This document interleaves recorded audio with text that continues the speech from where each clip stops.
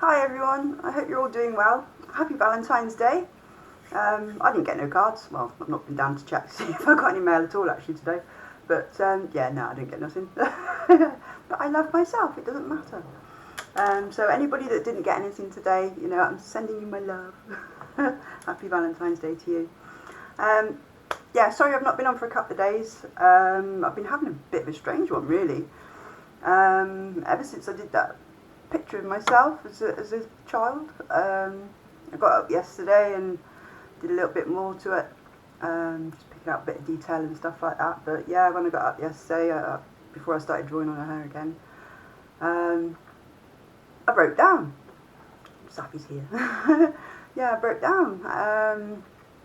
It was really strange because it wasn't because I could feel all that emotion from being a child. It was more seeing what that child went through, and seeing it as an adult, but not seeing it as myself, seeing it as a 3, 4 year old child. So yeah, it was very weird. Because normally I get all the feelings that come with being that age and all the trauma that come with it. Very, very strange, very surreal. But yeah, it was more of a protective adult against a child that's been abused. That's my thoughts and feelings on it yesterday. It was very, very strange. But it's good. It's all healing, obviously. I didn't think that it would affect me so much, but it did. It really did. And I was doing a bit more to the poem that I wrote. So yeah, I need to put that together for next week when I go back to college. I should have gone to college yesterday and I didn't. Simply just because I've been burning the candle at both ends. I set my alarm 5 times to wake me up yesterday morning. I didn't hear any of them go off. And when I woke up, it was way past the time to go to college. So yeah, but we broke up. Apparently they broke up today for half term, so we're back on the 19th. Well, I don't have anything on the 19th, so I don't have to go until the 20th. So yeah, I should have plenty of time to get the rest of this poem sorted out and any more pictures that I'm doing for this anthology at college. So I've started sweating. It's a bit warm in here now. So yeah, I was going to do some positivity cards actually. I'll just pause a minute. I'm going to turn the heating off. Here we go. It's a bit warm here. I think I'm having my hot flushes. I've not had them for a little while, but I get them now and again. I was put through the early menopause when I had my cancer treatment in 2020. So yeah, I'm still getting the effects of hot sweats and stuff like that. I am on hormone replacement patches. Lovely little things there. But obviously, I don't know what's up with me today. Just a bit sweaty. But I don't care. I've not got anybody here, so I don't feel embarrassed or anything. I don't have to worry. But yeah, I'm going to do these. See what comes out for us today. I'm glad you're all liking my other cards as well. Oh, yes, just thank you to all my new subscribers. Hello. Thank you for subscribing to my channel. Yeah, I should reply to messages. I've not replied to anything at the moment. It's just that, yeah, I've just waited some time to myself, really. But yeah, thank you very much for subscribing. It's very much appreciated, because the more we get these messages out of you can recover from mental illness, the better. There's so many people that just don't know that they've actually got a mental health issue, or they don't know what's causing it. I mean, in my case, it was the people around me. It wasn't a chemical imbalance. Well, there was a chemical imbalance, but it was being caused by the people around me, because the chemical imbalance is the stress hormone that obviously my situation and the people around me was creating, because I was made to believe it was my fault, it was my problem. I didn't know how to get out of it until I did the research and figured out that, yeah, it was the people around me constantly lying and just being nasty, that was actually fucking my head up. I didn't know that. But when I decided to actually cut these people out of my life, I started getting better, you know, and the evidence was just there. I wasn't, even the news and things like that, you know, things like that, because I'm an emotional person, it triggers me very much, or it did do. It doesn't do it so much now because I've got hold of my mental state. It's really, really good. But you do need to do the work, you know. You can't just go to therapy and think that's going to help. One of my therapists, my first therapist actually, he said to me, if you're around toxic people and a toxic environment, the therapy's not going to work. And he was right, you know. I was with somebody at the time, my boyfriend, who was very toxic, very toxic. But he wanted me to rely on him 100%, and I started doing that. And it wasn't me, you know, I'm a self-reliant person. And really, I couldn't go shopping without him. I couldn't leave the house. I couldn't do this, that, and the other without him. But he made me sort of like believe that I couldn't live without him. And I was getting blamed for all sorts of stuff that, you know, and I was going through the therapy at the time, so I was telling him my side of things. So he was using that against me to keep me trapped. And this is what people do. They use your emotions to trap you. But once I got away from him, you know, after I had to get a non-molestation order out on him because he wouldn't leave me alone, I started getting better. You know, I was away from my family, I was away from my exes. The only thing that was stopping me was actually where I was living, because all the memories were still around the house.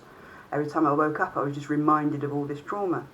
So once I moved into this place, 2019, all I've done is get better. Every single time, every single day, one step after the other.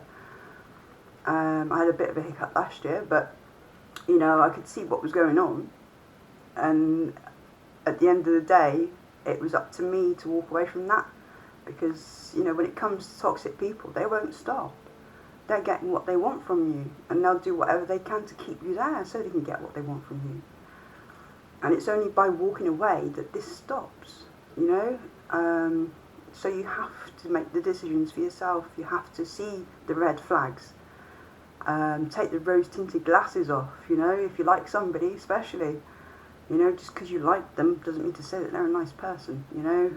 And eventually, the true colours do show. Eventually. They can't keep it in. Yeah, and when I realised what was going on, it's quite funny to watch. Just the tricks that people play to try and get in your head, the emotional pull on the heartstrings, you know. And I'm not just saying about exes, you know. My friend Heather, she's got people that do that in her life, and she's starting to recognise it now. They won't help themselves, but they expect her to help them. And the daft thing is they know that she's gone blind, or going blind. She's not totally blind, but she's halfway there. And she has panic attacks going out of her house. But she has one friend that's like, oh, well, come round and, you know, take me out, and we'll go here, we'll go there, you know, we'll do this, we'll do that. You can do this for me, you can do that for me. And Heather's like, how many times have I told you? I can't do it. But this person still thinks or asks, you know, and it triggers Heather. Not so much now, because she knows what's going on and she can sort of like detach from it. But yeah, it's quite difficult to detach yourself from somebody that you've known for such a long time. But once you recognise what's going on, and you can see it every time it happens, you know, you can see what they're trying to do. They're trying to manipulate your emotions so you do stuff for them. But they won't help themselves. And you know, in this life, you have to help yourself. You have to. Nobody can do things for you. Well, they can up to a certain point, but you can't expect somebody to do something for you when they can't do it, you know? Very much so. But anyway, I'll get on with these. So yeah, let's see what comes out today.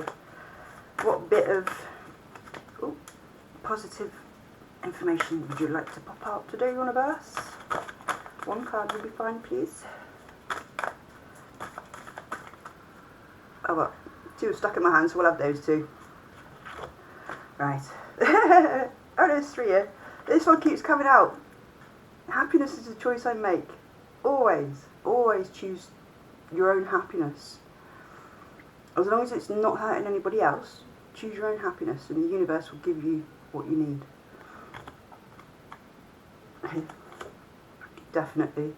I am guided by my inner wisdom, very much so. You know,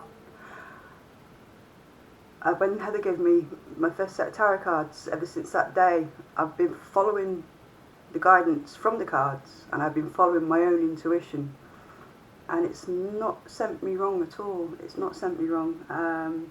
There is something about opening yourself up to the universe, but also listening to your own intuition, listening to that own gut feeling, you know, because it's right. But distinguishing from gut feeling and anxiety, yeah, it can be difficult. But usually the gut feelings are the first sort of thought that comes into your head, and then you sort of like convince yourself of other things with your brain. Oh yeah, well this goes in for it just right. Feel the fear and do it anyway, you know. Sometimes we're too scared to do things because, you know, is it the right decision? Have I got it all wrong or not, you know? But when the facts are there, trust your instincts. Trust the facts. And it is scary. It is scary to set up on your own. It is scary to make decisions for yourself, especially if you've been around or brought up in a family that you wasn't allowed to make decisions, that all that was taken away from you. You know, and past partners and things like that. It's difficult to actually know what to do and how to do it. But learn, you know, Google. There's a big, wide internet out there, and when you do search and researching, you will find eventually. I mean, there's a load of shit you need to go through. Don't sit on that, cat, you'll stop the video. So yeah. A fear response when you're gone through trauma is the first response that you get. Very much so. I was fearful of a lot of things growing up, and still into adult life. I mean, there's a lot of things that I am not fearful of anymore. I'm not fearful of speaking my truth. I'm not fearful of speaking up for myself. I'm not fearful of a good future for myself. I don't fear myself. And I don't fear my mental state because I know it's stable now, you know. I've gone through so much. You know, I used to fear waking up every day just because I wanted to end my life, you know. And it was because I didn't know how to get out of that hole. I didn't know what was going on. But as soon as I found out what was going on, I had to get over those fears that everybody else has installed into me. They weren't my own fears. It was just what everybody else had told me about myself and about everything. It's like I was afraid of going for help because I was threatened with, oh, we're going to get the police on you and you'll be locked up, and, you know, things like that when I was growing up. So yeah, I was fearful of the police. I was fearful of asking for help because in my family, if I told the truth, you know, if I told the truth about what was happening with me and my uncle battered me. If I lied about what was going on with anything really, I was battered by my gran. You know, so, and even when I spoke up about certain things, I'd be hit or I'd be ignored. My opinion didn't matter. I grew up like that. So, yeah, no wonder I thought that my thoughts didn't count. What I wanted didn't count. But it was so wrong. It really was, you know.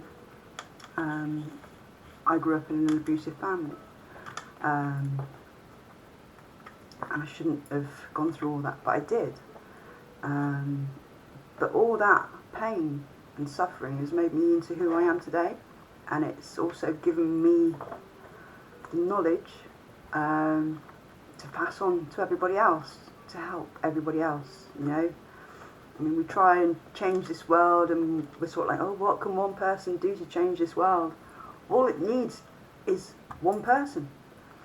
For you to change yourself And if every single person did that in the world would change just naturally. The change would come with it, you know, because everybody starts thinking properly.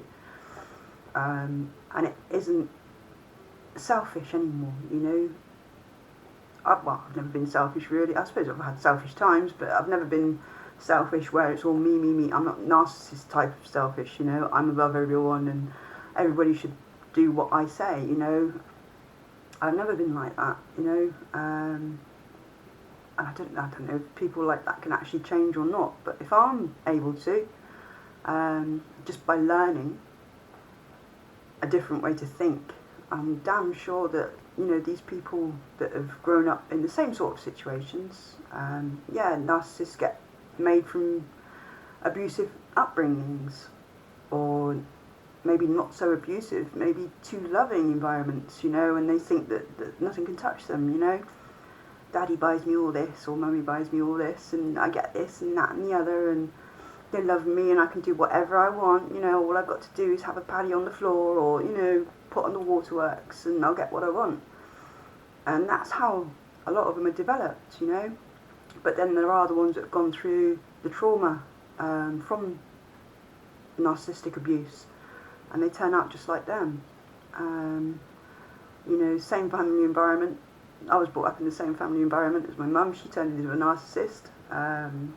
In fact, I wasn't raised by her. I was raised by her mum, my gran. So yeah, I turned into something that's the complete opposite of my mother. But I was in the same environment. So I think it all depends on the person, you know, the individual. And maybe because my mum was the eldest of the family, she was the first one born. She didn't have the sibling, as you know, because I had older siblings, or they were supposed to be my siblings, but they was aunties and uncles. I'm actually an only child. But yeah, I used to think I had 2 brothers and 3 sisters. You know? But no, there was my aunties and uncles and my mum. But yeah, I think with the influence of them as well, and the influence that my dad had on me, I think he helped very much so, because he was an empath like me. He was very artistic, he was very intelligent, he loved nature, you know, he was a very loving, kind man. And I had that influence, and I don't think my mum did really. I mean, she had a bit of it, but she was at an age where she was rebellious to everyone, I think. And she didn't really care. She just cared about herself and her own happiness. But she can't see what harm that's done to me, or her friends, you know, because Heather used to be her best friend. But that was a trauma bond, codependent friendship. My mum just imposed herself onto Heather, and Heather was like me. She just let it happen, because she's too nice. You know, she's a giving, loving person. And my mum is a taking, hating person, you know. But she'll pretend that she loves you and pretend that she's giving and loving and all this. But no, she just takes on other people's aspects of other people's lives, and makes it her own, and makes it her own persona, you know. And I know a few people like that, you know. Somebody I was involved with last year, you know, I am too trusting really. So everything and anything that he's told me, I've believed. But it was only when I actually got to meet his friends and talk to his friends, you know, swap stories. It's the same with Heather. As soon as I met her and started swapping stories about my mum, everything falls into place. It's like, oh, okay, right, well, they said that it was them that did that, but no, that's you. Yeah, so be careful, be very careful. Yeah, I'm a very trusting person until somebody gives me another reason not to trust them, like, you know. But yeah, the truth will always stay truth. Lies change, very much so, over time. So just pay attention to who's around you and everything, and what they're saying and what they're doing. You know, do the actions speak to the words that they're saying? And if it isn't, if the actions don't match the words, it's manipulation, emotional manipulation.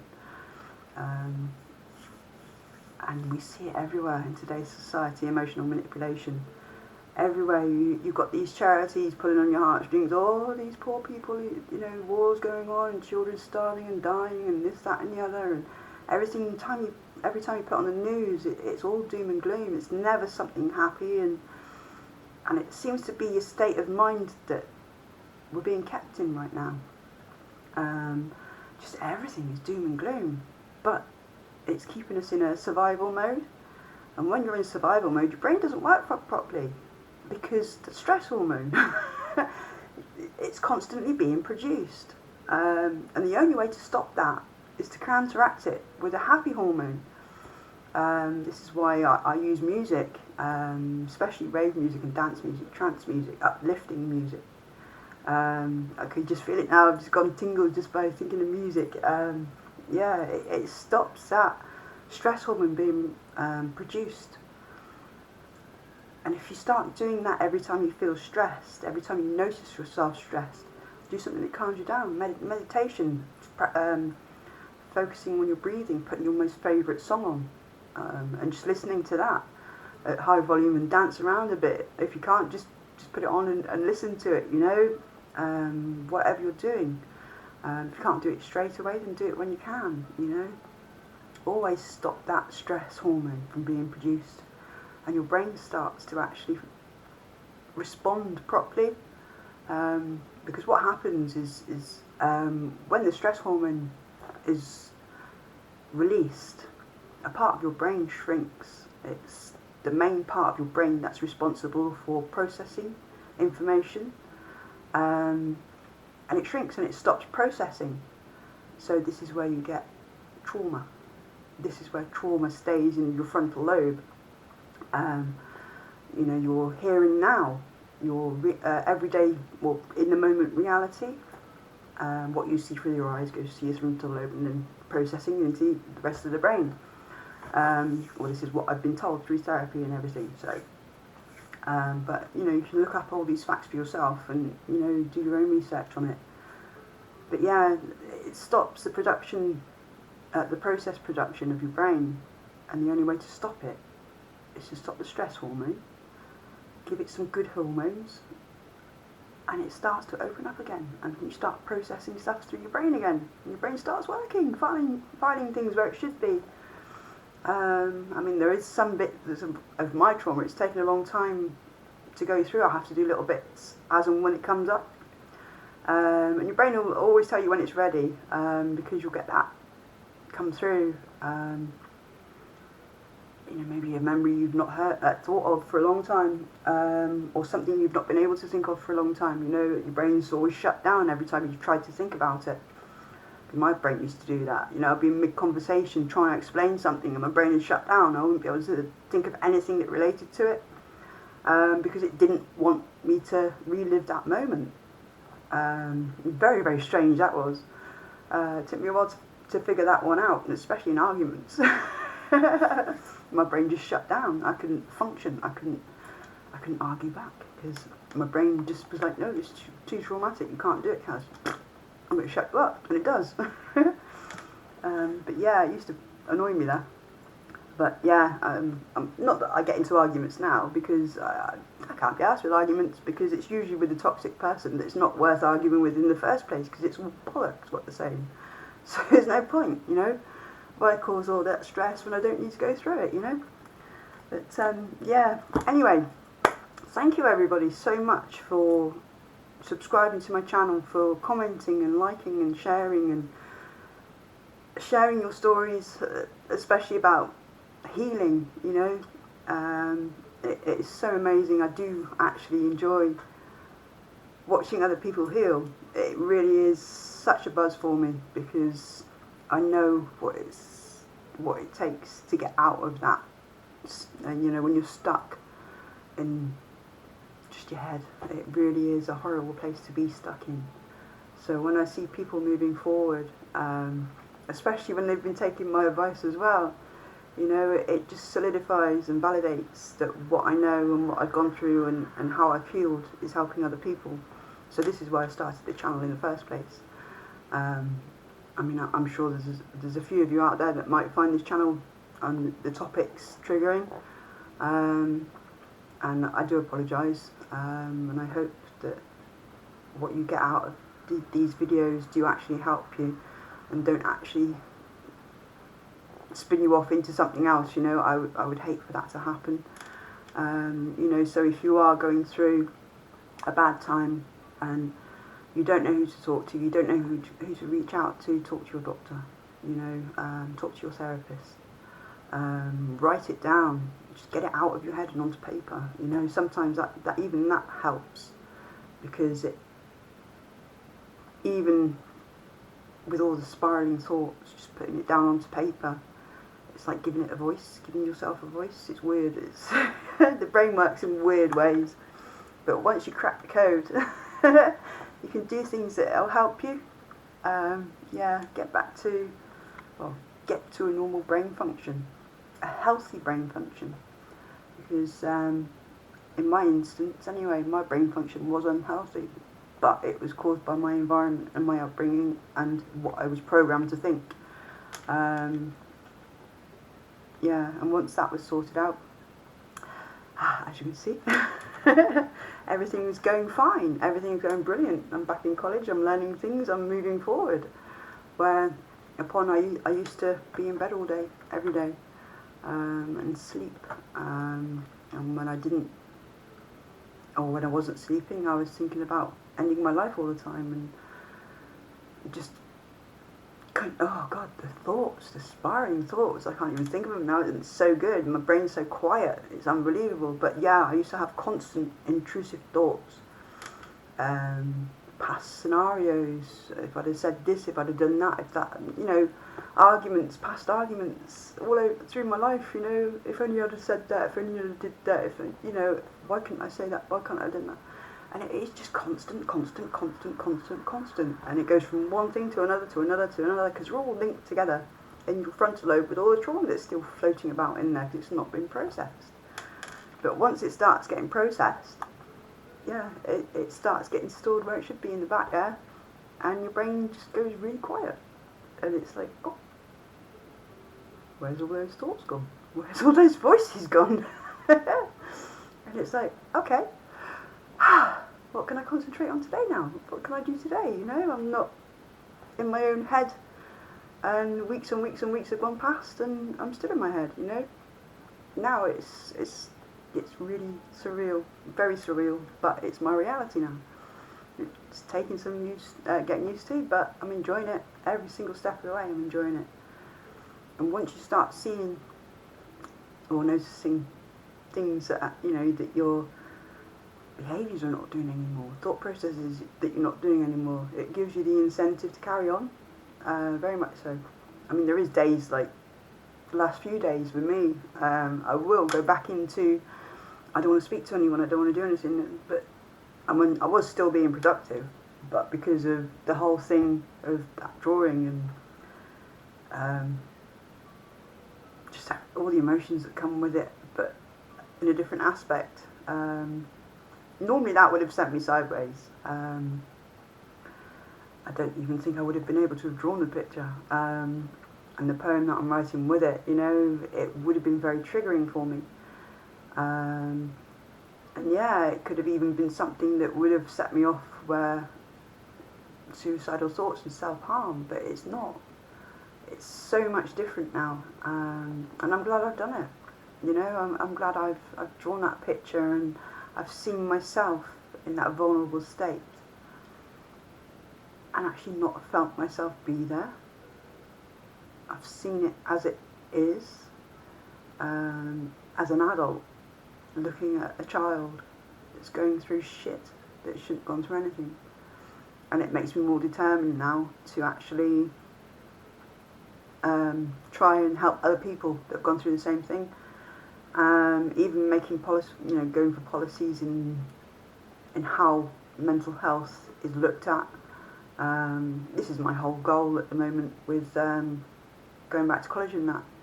You know, psychology and things like that. I think I've got a role to play in healing people.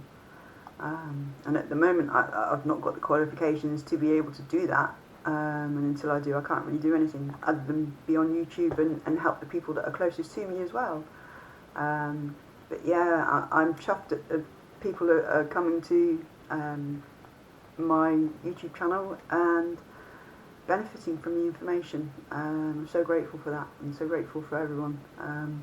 So yeah, sending you all my love, very much so. Sending healing, sending all the good things to you. Anybody that watches this video, sending it all to you. Thank you very much for being part of my journey, being part of my recovery, being part of my support. It is nice to know that people are taking the information and healing from it, or can relate to it. Maybe it'll help other people open their eyes, you know. So yeah, if you find this channel might benefit somebody, please feel free to share, if you feel safe enough to share it on your own timelines and things like that, on your own feed or whatever sort of platforms that you're on. Please don't tag anybody in these videos, because it can have an adverse effect. You know, somebody that's gone through trauma suddenly gets like their name on a domestic violence video, it's an abuse video, you know, it's like, oh God, you know, what are people going to think, you know, and it puts them into a panic attack. But it can also be fuel for a narcissistic relationship. You know, the narcissist could see this and oh, so much shit can kick off from that. So I'd rather that not happen. So please do it safely and discreetly, and don't tag anybody in the videos, anybody's names, just for that reason, really. But yeah, I'll stop waffling on now. Move the cat, watch out. Yeah, it's just over half an hour now, so. But thank you so much, everybody. I really am so grateful for all your support, all your help, all your knowledge, all your stories, all your strength. Yeah, it's lovely. There needs to be more channels like this, and more people speaking up about the abuse, verbal abuse more than anything, I think. So many people grow up with it and not know it's actually gone on, and they blame themselves. Oh God, don't they blame themselves just like I did? And I wasn't to blame, not at all. It was just the way I was made to think. The brain is a very, very delicate, clever instrument, organ. It's our computer, and we need to have the right operating system for it to work properly, you know. So yeah, I'm sending you all my love, and thank you very much for watching my videos. See you later.